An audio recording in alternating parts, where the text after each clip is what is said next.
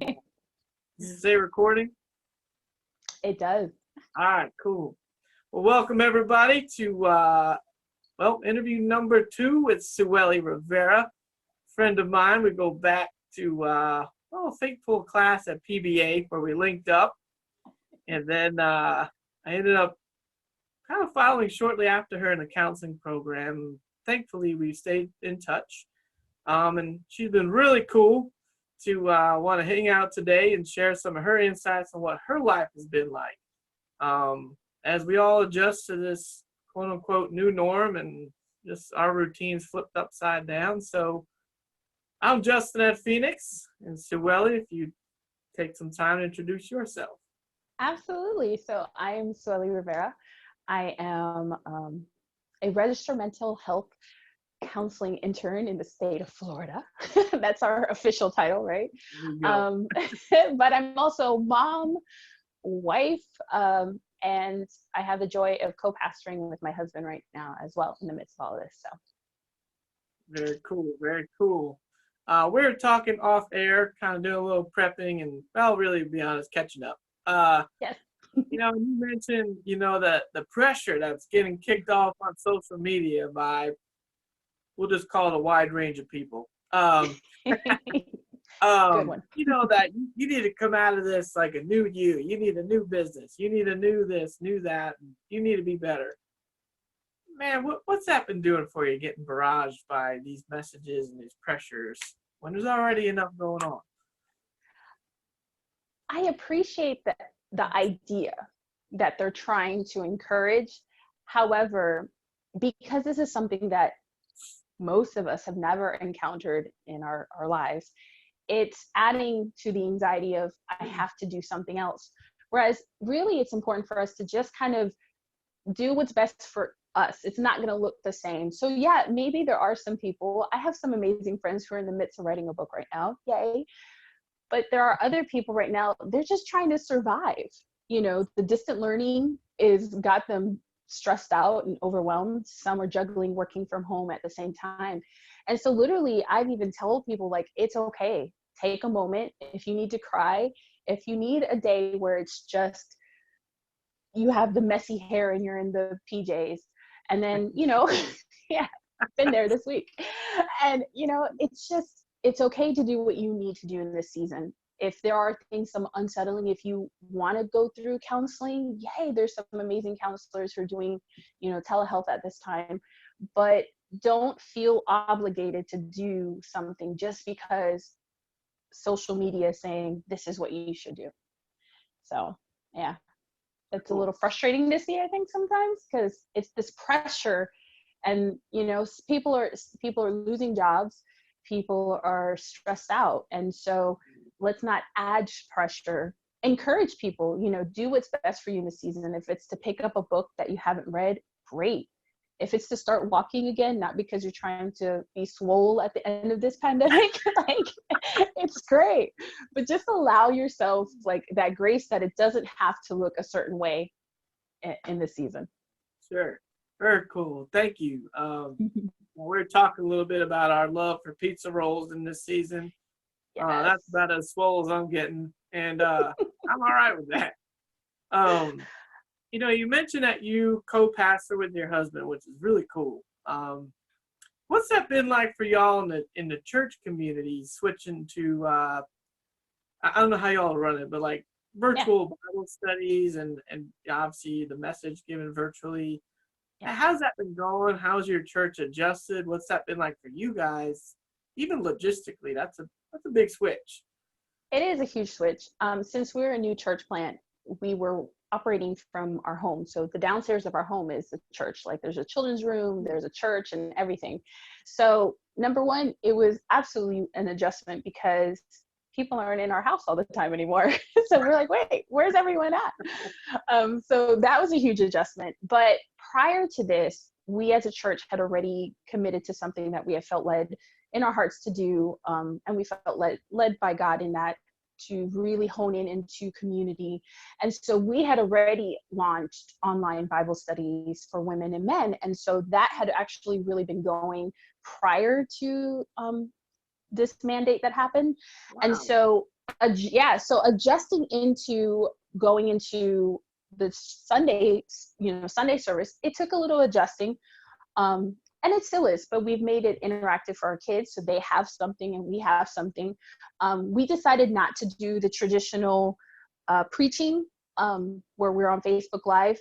We actually turned Sundays into Bible studies. So one of us, one of the leaders, we lead it, but everyone partakes in it. And we've done communion that way. We've done some prayer that way as well. Huh. Interesting question popped in my mind, and obviously all these things where we're projecting out a little bit are 100% guesses. So I'm not holding you or me accountable to guessing the future of the world. Yeah. What is your thoughts on the future landscape of the faith community? Once we get over the hump of this thing, whenever that is, what are your thoughts moving forward? I'm thinking logistically, a lot of places are struggling to pay their mortgages or rent, or maybe people aren't, because they're not coming in, they're not tithing, and maybe pastors and leadership's not getting a paycheck, and that's a whole different story. But what do you feel like the landscape of the faith community is going to shift to, as this thing rolls out another 3-4 months or whatever it is? Well, honestly, one of the things that I think it's so important for us to all realize is that the churches actually began in homes. If you look in the book of Acts, that's where they began. And so it's almost kind of like, I appreciate that he's stripping us away. And please know, I love a good worship. I love all of that. But he's stripping us down to bare bones and back to really what it should be, which is about him and getting that gospel out and connecting as a family and a community. And so I am myself very curious to see what happens. We were blessed as a church to be in a very unique situation. And so we were in the midst of looking for a building, and we weren't getting callbacks from the particular place we were looking at. And we actually are thankful, because now we don't have that overhead right now. But I know that's not the case for everyone. And so it is a unique dynamic. And even myself, we know that we really don't know what the future is going to look like in the next few months. We trust in God. We know that we believe as a church and as a family that God's going to see us through this. How church is done, I think it shows us that it really, though all these wonderful things are beautiful, are we really focusing? Are we God-centered? Or are we been focused about our programs and what curriculums and what we have out there, versus going back to what really matters, which is your relationship with him? Sure. Wow. I feel like we'd talk all day on I really think we could.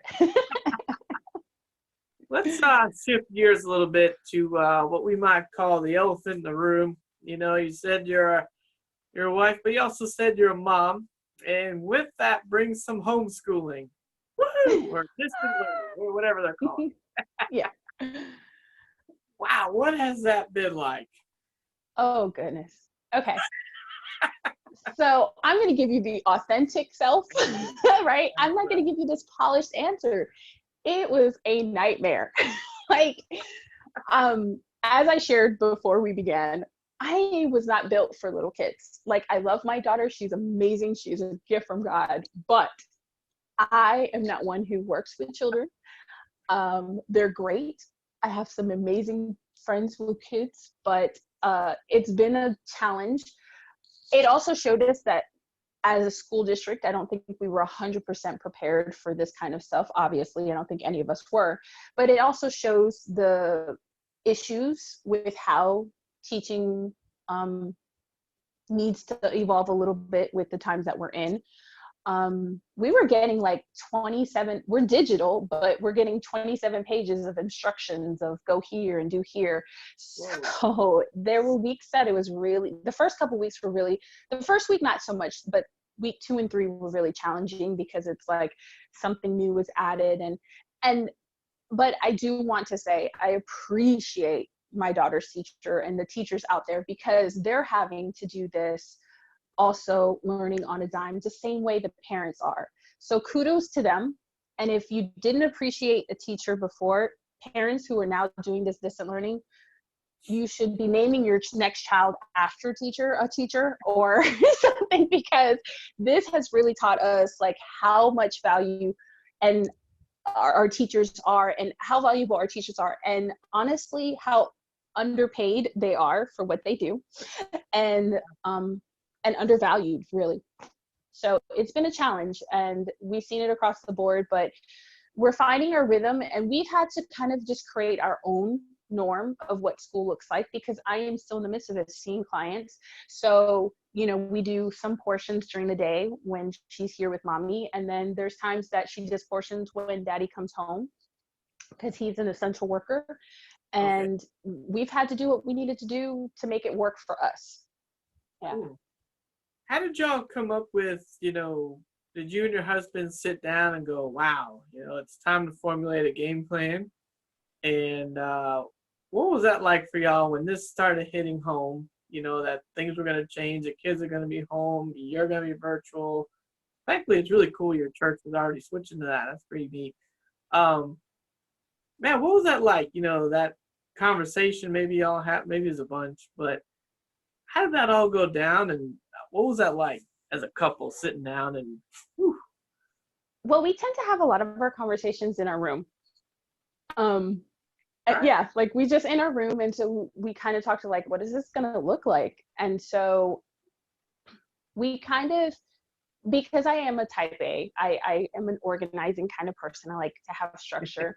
I went into like, well, let's create a schedule. We'll probably need to create a system of how snacks are done. If mommy's in session, things need to be in a way that are accessible for her, so she's not constantly like doing that mom thing that most kids do. And so so we kind of just worked together, and even got frustrated together. Like, I'm not going to act like it was easy. Like the second week, when all these instructions were rolling in and papers everywhere, and I posted a picture of it, like 2 computers and papers everywhere. We were both frustrated, but then I let him do what he's good at, which was the technology portion, making sure, and then I did what I was good at, which is the schedule for her. And okay, this is what we're going to do, and then tweaking it and realizing, okay, we need to tweak it because it's not going to work. She needs this guidance for this or that. And so it took a lot of conversations to get where we're at. But thankfully, I mean, it's not perfect, but in this season, I don't think, there's no way, no one is operating perfectly. And kudos to the homeschool moms who've done this, who were doing homeschooling, not distant learning prior, because you guys have to have a really great structure to how you're doing this. So. Yeah. Man. Yeah. I remember seeing your picture on Instagram. I was like, wow.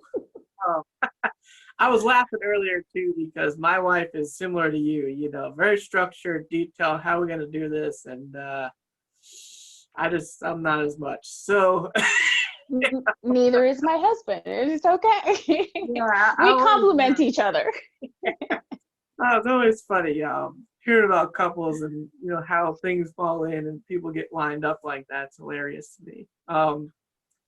But yeah, what for you, Sueli, you specifically? I know everybody's got their individual part, that as a family system, there's struggles.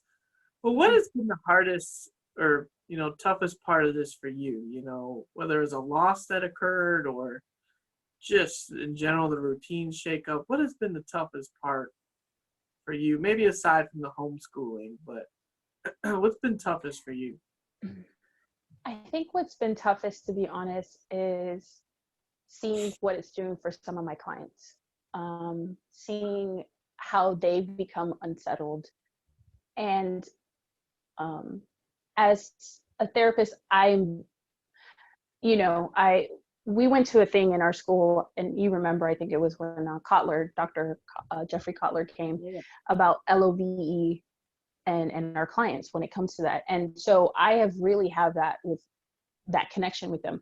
So seeing some of my couples who are really escalating in this time, or some of my clients who are really becoming unsettled, And normally we're at the end of a session where you can give them that hug, and you know that's what they need at that moment because they didn't have that, or they don't have that, or having that just connection with them. Seeing what they're going through has been really difficult. I have cried at the end of after a session. Yeah. Prayed for a client after, because you're like, whoa, I don't know what's, when they're in crisis, and I have a couple that are in crisis, marriages especially. Mm. It's really been, I think that's what I've grieved the most, is that actual connection that we have, like that physical connection when we're in the room, and when they walk away and you're able to shake each other's hands or hug. I do miss that.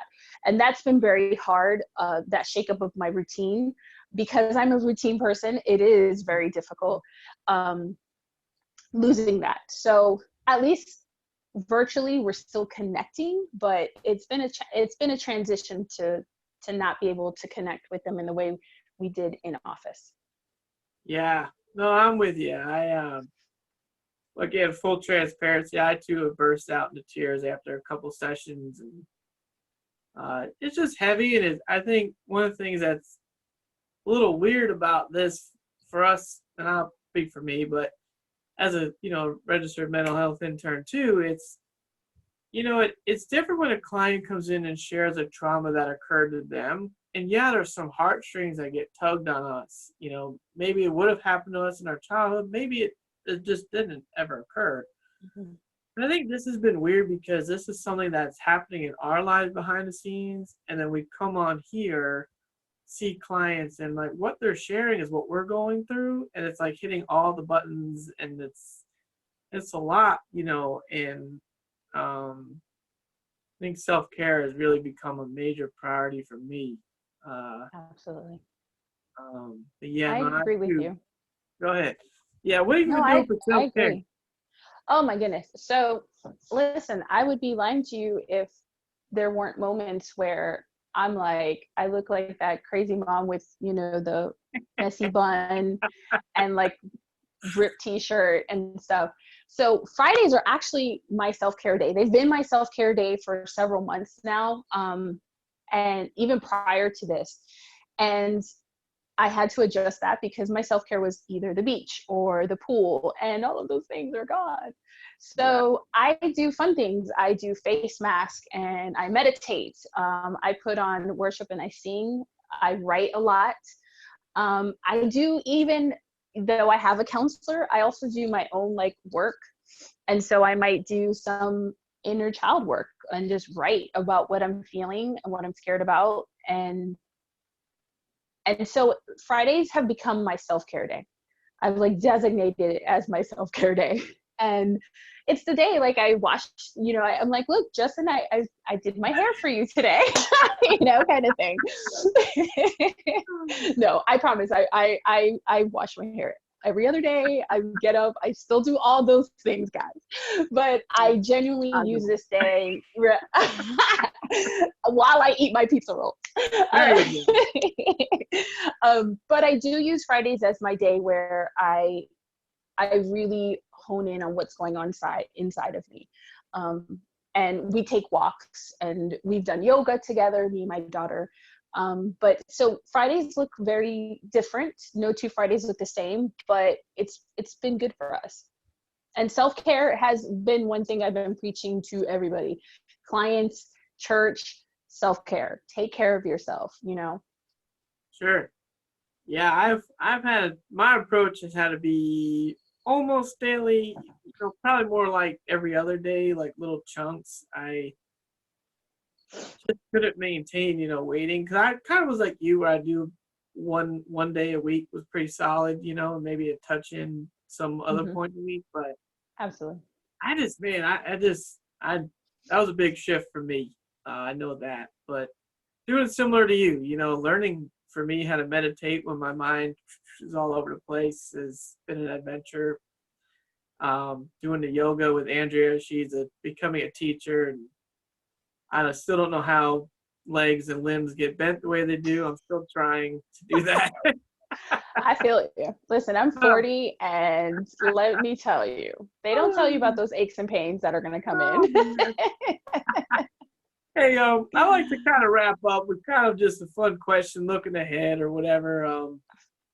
What is like a restaurant? You're excited, like whenever these things open up, and again, whatever our norm is, whatever. But what is like a restaurant? You're like, man, I cannot wait till we sit down.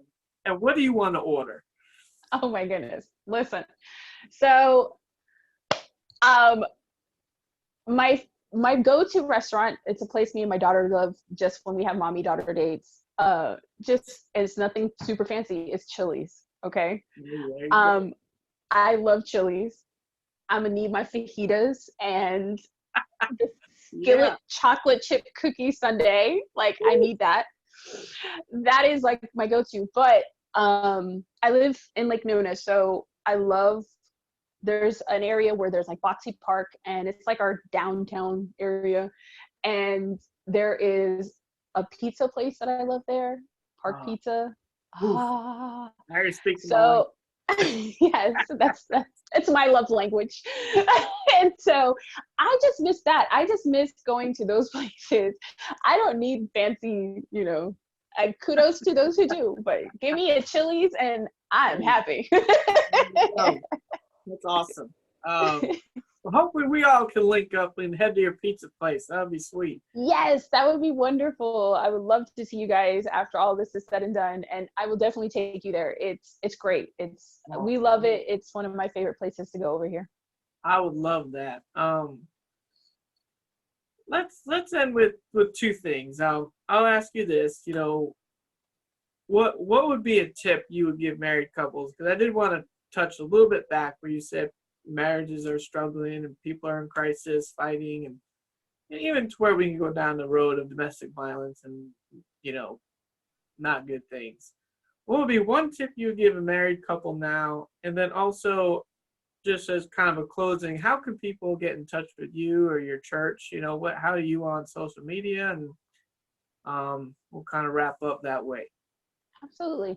One of the things that I'm telling couples is because we're in a unique situation and this is not something that any of us ever expected, we want to manage our expectations on each other.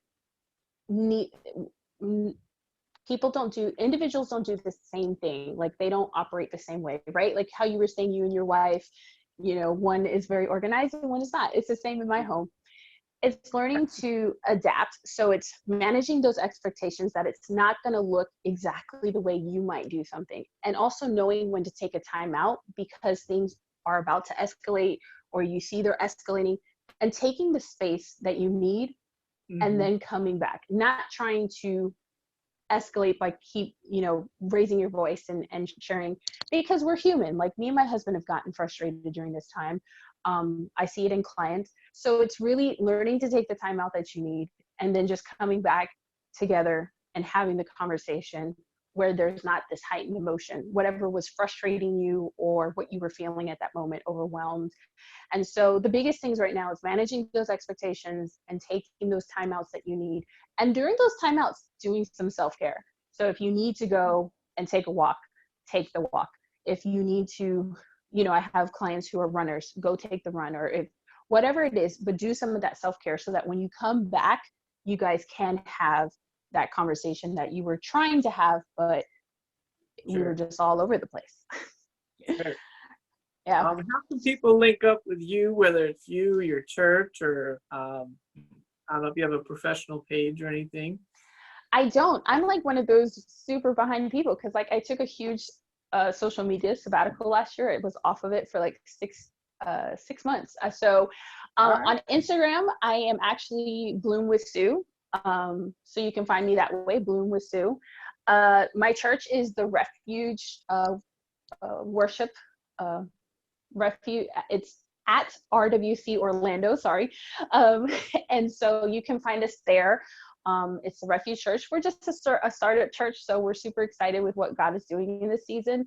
But yeah, and if not, you can actually find my actual Facebook page is my name, Sueli Rivera. So you can find me any of those wonderful ways. And if you're looking for any help, I have amazing groups of friends that are counselors as well, like Justin. So, you know, if it's a conflict of interest, don't worry. I can refer you to some good people. Cool, cool. Well, thank you so much again for your time. I really appreciate it. I really love your honesty and transparency, and well, you know, painting that glimmer of hope in the future of a pizza with you is, and your Yes. husband, and me and Andrea is good. But thank you for your time. It's much appreciated, and we'll have to do this again and link up. But thank you as well. Absolutely. Thank you guys for having me. Yeah. All right, Sue Ellie, we'll see you later. Bye. Have a great one. Bye.